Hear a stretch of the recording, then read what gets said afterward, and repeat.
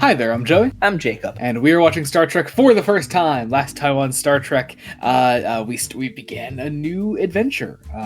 We started the Next Generation with the opening two-parter story, and now we're moving on. Now we're moving on to more, I suppose, normal episodes. I'm guessing.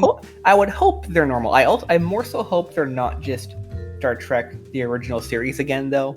Yeah. We kind of have a bit of that problem last time. Yeah, I will say, great transition. The title of this episode is not promising if we're trying to move on from TOS. Today we're watching an episode called The Naked Now. Oh no. So, I mean, it could just be like hey, this is kind of a riff on like an old TOS title. Maybe it's that. That's entirely possible. It could also be like a sequel episode. I get the feeling we'll see a number of those. It could be. But if it is a sequel to The Naked Time, I'd be really curious to see just specifically how that affects Data. I think that would be really fun. Maybe that'd be the play of it. That like, if that's what this is, and we're usually wrong when we make these kind of guesses. Oh, totally. So since we're probably wrong, I'm gonna run with this thought just 2 seconds. I would love it if like everyone is going crazy around him, like their inhibitions are just completely dropped, and then there's Data. Like, what's going on? Right? Yeah, that would be fun. But I guess we'll find out. Even Spock was affected. It's true. But Spock. Oh my God, Spock was able to be affected. I guess Data wouldn't be, right? Like he's not. I guess not. We're probably wrong though, so it doesn't really matter. Yeah. Anyway, we're gonna get into post-episode thoughts in a second. Be sure to join us then. We're about to watch The Naked Now. So. Yeah. So. So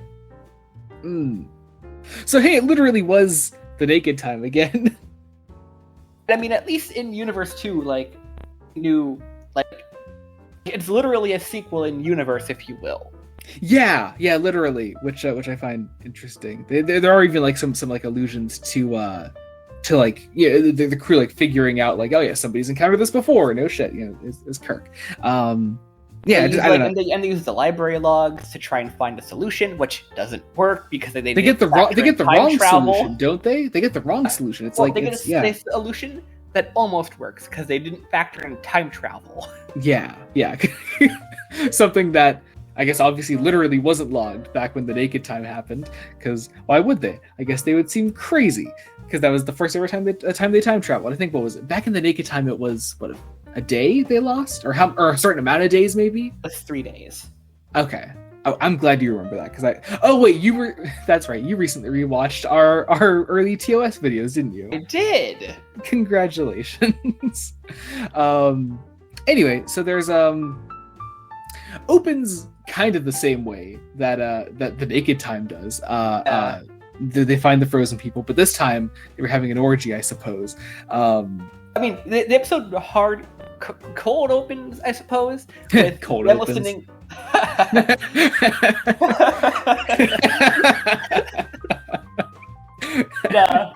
Cold opens with them listening to essentially a wild party and then nothing.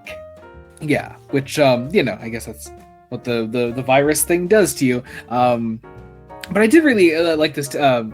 I didn't really like this at all. Really, it wasn't good. But I did like in the same way that The Naked Time early on in TOS helped me understand more about some of those characters. It helped me here as well with some of these characters that we're just getting to know.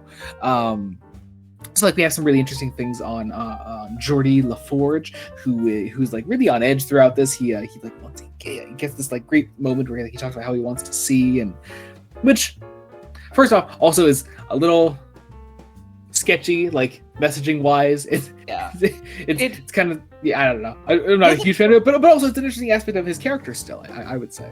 I mean, I've met people who are comfortable with that problem. That's even the wrong way to say that. But with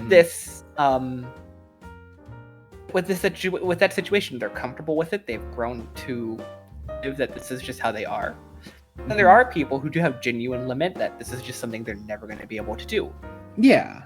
So it's not like, it's depends person to person, and I guess, it's I don't know, just not aspect of the episode, but one that I appreciated seeing still.